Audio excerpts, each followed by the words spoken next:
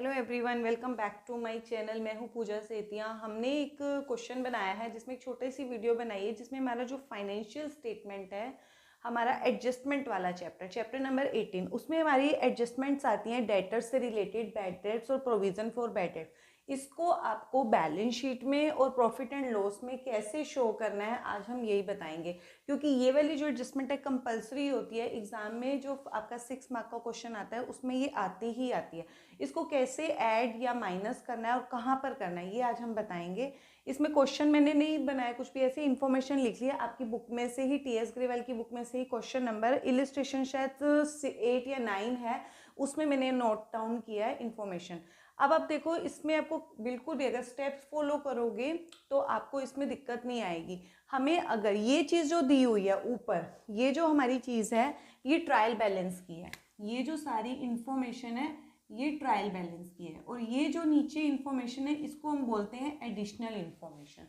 आपको एक चीज़ याद रखनी है, जब भी आप एडजस्टमेंट आएगी क्वेश्चन के अंदर, जिससे रिलेटेड एडजस्टमेंट होती है उसको पहले फाइंड आउट क्या करो। डेटर है नीचे, आपको देखो ये पहले मैं बताती हूँ क्या दिया हुआ है। आपको डेटर्स दिए हैं ट्रायल बैलेंस के अंदर 1 लाख, बैड डेट्स दिए हैं 6000, प्रोविजन फॉर बैड डेट्स दिए हैं 7000। ये जो डेटर और जो प्रोविजन फॉर बैड डेट्स की इंफॉर्मेशन है, ये जो होते हैं ये हमारे ऑलरेडी हो चुके होते हैं, जो ट्रायल बैलेंस के अंदर होते हैं। और जो नीचे इंफॉर्मेशन होती है ये हमारे अलग से, ये न्यू होते हैं। न्यू मतलब जो नीचे इंफॉर्मेशन होगी वो न्यू होगी, और जो अंदर होगी ट्रायल बैलेंस के अंदर वो ओल्ड होगी। ठीक है, अब आपको क्या करना है, जो हमारे स्टेप्स होंगे, सबसे पहले बैलेंस शीट से स्टार्ट करना है। कहाँ से स्टार्ट करोगे? बैलेंस शीट से। सबसे पहले आप क्या लिखोगे? डेटर्स लिखोगे। सबसे पहले आप क्या लिखोगे? डेटर्स। स्टेप्स याद रख लो, स्टेप 1, स्टेप 2, स्टेप 3। स्टेप 1 जो मतलब इसको आपको सीरीज में ही लेना है। इसको ऐसा नहीं कि स्टेप 2 को पहले ले लो या स्टेप 3 को पहले ले लो, स्टेप 1 को बाद में ले लो, नहीं, सीक्वेंस में लेना है। स्टेप 1 जो होगा ये बैलेंस शीट के स्टेप्स हैं। किसके स्टेप्स हैं? बैलेंस शीट्स के। स्टेप 1 में आपको क्या करना है? सबसे पहले बैड डेट्स लेने हैं, उसके बाद न्यू प्रोविजन बनाना है, उसके बाद provision for discount on debtor बनाना है। ये जो होना चाहिए, जो बैलेंस शीट में स्टेप्स होते हैं, ये जो बैलेंस शीट में हम स्टेप्स करेंगे वो कौन सी चीजें लेनी है आपको? न्यू वाली। न्यू वाली मतलब एडिशनल इंफॉर्मेशन वाली। ठीक है, और पहले इसी को करके फिर हम P&L में करेंगे। सबसे पहले आप क्या लिखोगे? सबसे पहले आपको क्या लिखना है? डेटर्स लिखना है। डेटर्स का अमाउंट कितना है? 1 लाख रुपीज। अब स्टेप 1 मैं यहाँ पे इसलिए शॉर्ट फॉर्म में लिख रही हूँ ताकि आपको याद है। स्टेप 1, इसमें से सबसे पहले आप लेस करोगे फर्दर बैड डेट्स। अब ये कौन सी होनी चाहिए? यहाँ पे सारी इंफॉर्मेशन कौन सी होनी चाहिए? सबसे पहले जो नीचे दी होती हैं। अब नीचे हम पढ़ेंगे पहले क्या बोल रहा है। Sundry debtors include 10,000 from a customer who has become insolvent. Insolvent, जब कोई पर्सन इंसॉल्वेंट हो जाता है उसका जो पार्ट आपको नहीं मिलता है वो क्या होता है? बैड डेट्स होता है। अब डेटर्स कितने इंसॉल्वेंट हुए? 10,000, लेकिन उन्होंने क्या बोला? ऑफिशियल रिसीवर डिक्लेयर डिविडेंड 50 पैसा, मतलब आधा आपको मिल गया है। 10,000 में से ये जो 10,000 है इसमें आधा मतलब 5,000 आपको मिल चुका है। जो पार्ट नहीं मिला उसको आप बोलते हो बैड डेट्स। तो दैट मीन्स कितना बैड डेट्स हुआ? 5,000। तो यहाँ पर सबसे पहले आप 5,000 माइनस कर दोगे तो कितने बच गए? ये कितने थे? 1 लाख। 1 लाख में से 5 गया, कितना बच गया? 95। मान लेते हैं अगर आपको बैड डेट्स नहीं बोला है नीचे इंफॉर्मेशन में, तो ये वाला स्टेप क्या हो जाएगा? फिर 0 हो जाएगा। इनमें से अगर कोई स्टेप की इंफॉर्मेशन नहीं है तो वो 0 हो जाती है। ठीक है, तो अगर आपको दिया है तो ठीक है। ऐसे नहीं करना कि अगर आपको नीचे नहीं दिया तो आप ऊपर वाला उठा लोगे, ऊपर वाला कभी भी बैलेंस शीट में नहीं जाएगा।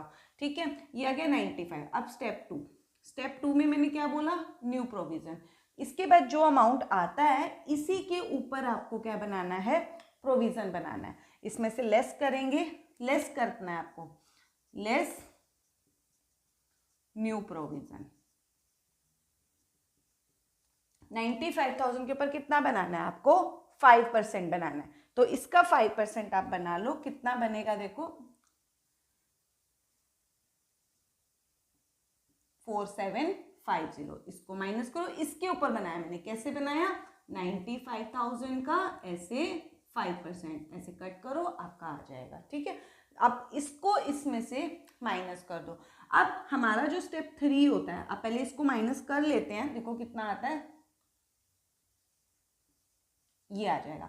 अब जो अमाउंट आएगा इसके ऊपर अगर आपको प्रोविजन फॉर डिस्काउंट बोला है तो इसके ऊपर आप क्या बनाओगे, नेक्स्ट वाला लेस जो करेंगे डिस्काउंट। अब जो हमें क्वेश्चन के अंदर नहीं दिया तो ये वाला स्टेप क्या हो जाएगा, 0 हो जाएगा। तो ये जो अमाउंट आएगा वो आपका बैलेंस शीट में आ जाएगा। इनकेस अगर डिस्काउंट वाला भी आता है तो इसके ऊपर आप माइनस कर बना के उसे माइनस कर दोगे। अब आता है P&L का स्टेप। P&L के स्टेप्स क्या होते हैं, स्टेप 1, स्टेप 2। सबसे पहले स्टेप 1 में आपको क्या करना है, बैड डेट्स को इकट्ठा करना है। देखो मैं लिखती भी जा रही हूँ, उधर लिखने की बजाय मैं इधर ही लिख देती हूँ। सबसे पहले हम लेंगे बैड डेट्स। ये बैड डेट्स कौन से होने चाहिए, सबसे पहले ट्रायल बैलेंस वाले।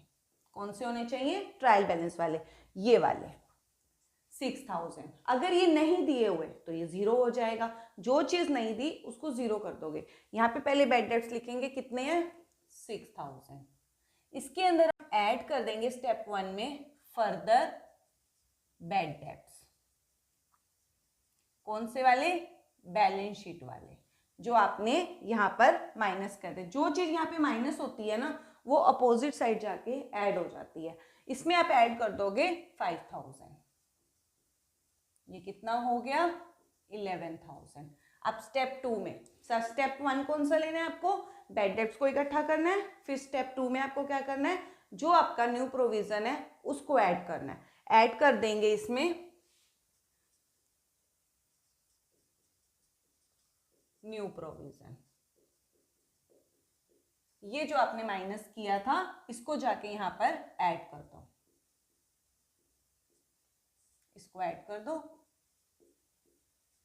ये हो गया। स्टेप 3 में आपको क्या करना है, ये न्यू प्रोविजन, ये आपके फर्दर बैड डेट्स, इसमें से लेस कर देंगे, लेस ओल्ड प्रोविजन।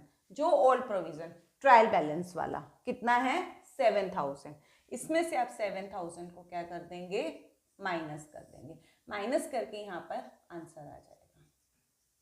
अब एक चीज और, इन केस अगर आप जैसे ओल्ड प्रोविजन को माइनस करते हो, इन केस यहाँ पर नेगेटिव में आता है, मतलब ये नंबर जो है जैसे बड़ा है और ये छोटा है, अगर ये बड़ा हो जाता है और ये छोटा हो जाता है तो हम क्या करते हैं, अगर नेगेटिव में आंसर आएगा तो आपको यहाँ पर नहीं लिखना। तो जो आप लेस करने वाले होते हो ना, नेगेटिव में आंसर नहीं डालना आपको। जैसे ये वाला टोटल आप यहीं पे शो कर दोगे और जो नेगेटिव वाला आप माइनस करने वाले हो उसको यहाँ पर लिख देते हो। जो आपने ओल्ड प्रोविजन को माइनस करना होता है, अगर आंसर नेगेटिव में आता है तो जो आप ओल्ड प्रोविजन माइनस करने पर नेगेटिव में आंसर आए उसको ओल्ड प्रोविजन को आप यहाँ लिख दोगे। बाकी जो ऊपर तक टोटल किया हुआ है ऐड वाला वो यहीं पर आ जाता है। अब दोबारा एक बार देख लो, हमारे जो है इसमें बैलेंस शीट में जो स्टेप्स हैं, सबसे पहले डेटर लिखना है, उसके अंदर जो नीचे यहाँ पर जो सारी चीज़ें बैलेंस शीट में करनी है वो नीचे एडिशनल इन्फॉर्मेशन वाली करनी है। और प्रॉफिट एंड लॉस में हमें दोनों को कंबाइन करके करना है, हमें प्रॉफिट एंड लॉस में दोनों को कंबाइन करके करना है।